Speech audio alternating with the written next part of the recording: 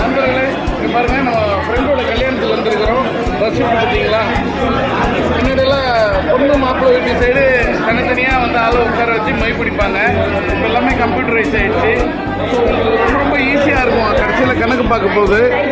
So ரொம்ப அட்வான்ஸாக இருக்குது. இந்த டெக்னாலஜி எல்லோரும் ஃபாலோ பண்ணிக்கங்க. தேவைப்படுறவங்க அவங்க நம்பர் கீழே போட்டு விட்றோம், கான்டாக்ட் பண்ணிக்கோங்க. நன்றி, வணக்கம். திருமலைசாமி